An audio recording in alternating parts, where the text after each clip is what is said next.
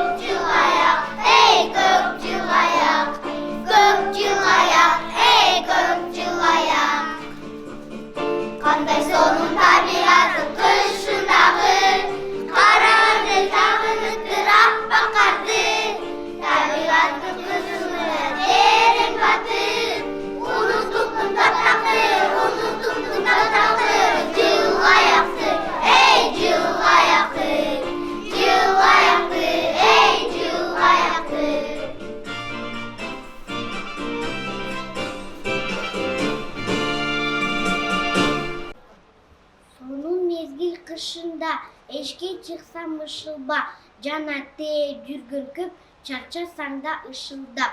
Келе берсин аппак кар, муз тебели жаш балдар, аппактаки аппак карда сенде алтын бар. Жер өстүрөр тегинди, эгин төнүш тегинби, учуп түшкөн аппак кар, ак карда сенде алтын бар.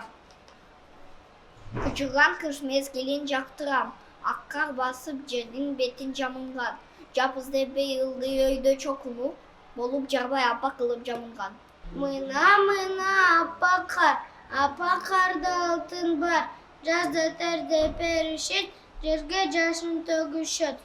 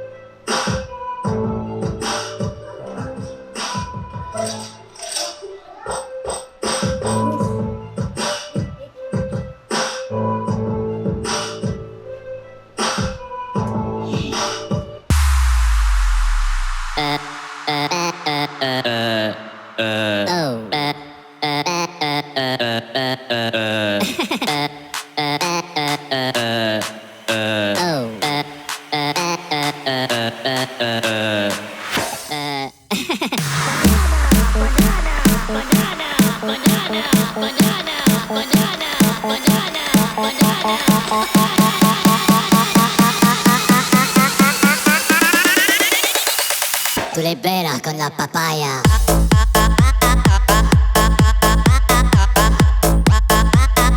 No digáis nada, no os entendería.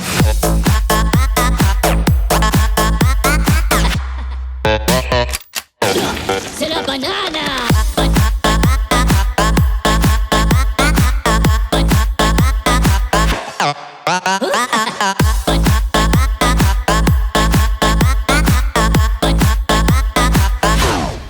Oh.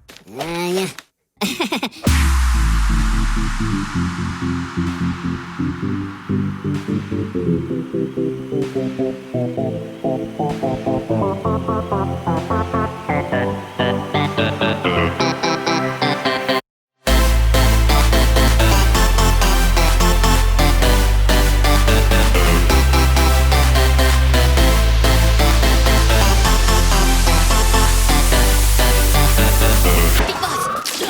Será banana, banana, banana, banana, banana, banana, banana, banana.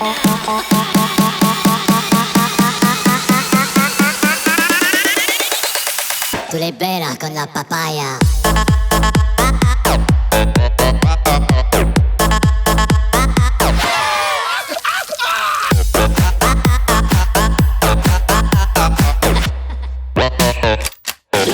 Será banana. Banana.